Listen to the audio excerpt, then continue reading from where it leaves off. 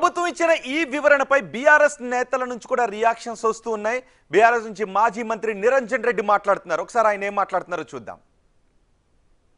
కాళేశ్వరం మీద ఒక కమిషను, ఇప్పుడు ఒకనాడు ఇదే కాంగ్రెస్ పార్టీ వెనక్కి తిరిగి ఆలోచన చేసుకుంటే ప్రజలకు కూడా అర్థమవుతుంది. గుర్తు చేస్తే ఇందిరాగాంధీ గారి ప్రభుత్వ హయాంలో ఎమర్జెన్సీ తదనంతర కాలంలో జరిగినటువంటి పరిణామాల మీద జనతా పార్టీ అధికారంలోకి వచ్చిన తర్వాత వేసినటువంటి షా కమిషన్, ఆ షా కమిషన్ యొక్క నిబద్ధతను కానీ ఆ పనిని కానీ ప్రశ్నిస్తూ వందల వేల ధర్నాలు చేసింది కాంగ్రెస్ పార్టీ ప్రతిపక్షంలో ఉండి ఆనాడు. కానీ మేము సంపూర్ణంగా సహకరించినాం. కాంగ్రెస్కు మాకు ఉండేటువంటి తేడా చెప్తున్నాం.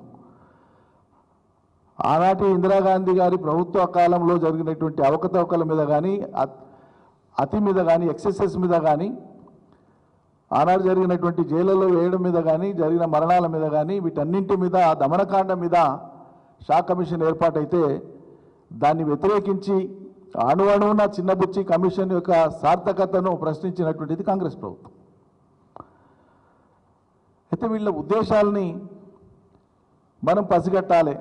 అందుకోసమే ఈ విషయాలని కూడా నేను చెప్పే ప్రయత్నం చేస్తున్నా. ఎందుకు తెలంగాణ కోసం ఇప్పుడు ఇవాళ కడుపు మంట అంతా ఏంటంటే అసలు కృష్ణా గోదావరి నీళ్లను తెలంగాణ భూభాగానికి అవసరమైన మేరకు మీ కాలంలో మీరు మలిపి ఉంటే, పూర్తి చేసి ఉంటే ఆ ప్రక్రియను, ఇవాళ ఈ బాధలు ఉండేవి కాదు కదా. కట్టని వాళ్ళు మీరే కదా, విఫలమైన వాళ్ళు మీరే కదా. సమైక్య రాష్ట్రంగా కొనసాగినంత కాలం తెలంగాణలో అభివృద్ధి చెందినటువంటి ఇరిగేషన్ ఆయకట్టు ఎంత?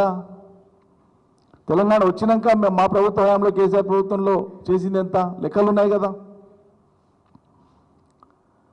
అంటే మీ కాలంలో మీరు తలపెట్టలేంది, మీరు చెయ్యలేంది, మీరు విఫలమైంది, రాష్ట్రం దేవడమే మీకు అవమానకరం కాంగ్రెస్ పార్టీకి. పైకి మేమిచ్చినాం, మా సోనియం ఇచ్చిందని చెప్పేటువంటి మాటలు మీరు నమ్మబలకానికి ప్రజలలో చెల్లుబాటు కావడానికి మాట్లాడే మాటలే కానీ తీవ్రమైన అన్యాయం చేసింది తెలంగాణ ప్రాంతానికి కాంగ్రెస్. అన్యాయం చేసి సరిదిద్దేటువంటి క్రమంలో ఒక చేసి ఉండవచ్చు ఆఖరి నిమిషంలో, తప్పని పరిస్థితులలో తెలంగాణ ప్రజల యొక్క శక్తి ఏకమైనటువంటి తీరును చూసి తట్టుకోలేక రాజకీయంగా ఉనికి కోసం అని ఉండవచ్చు తప్ప కష్టాలు పెట్టిందే మీరు కదా, దుఃఖపెట్టిందే మీరు, దుర్భర పరిస్థితులు కల్పించిందే మీ పాలన. దానికి నిశ్రుతిగానే తెలంగాణ ఏర్పడ్డది. మరి ఏర్పడిన తర్వాత మొదలుపెట్టిన కాడి నుంచి మొదలు పెడితే ఇక బాధలు ఒకటి కాదు రెండు కాదు. ఇప్పుడు ఏమి చేయని వాళ్ళకు ఆడిపోసుకోవడమే పెద్ద పనట. ఇప్పుడు ఒక కవి చెప్పినాడు, చాలామంది కవులు నిత్యం రాస్తుంటారు, అందులోంచి ఒకటి ఈ సందర్భోచితంగా ఉంటుందని చెప్తున్నాను.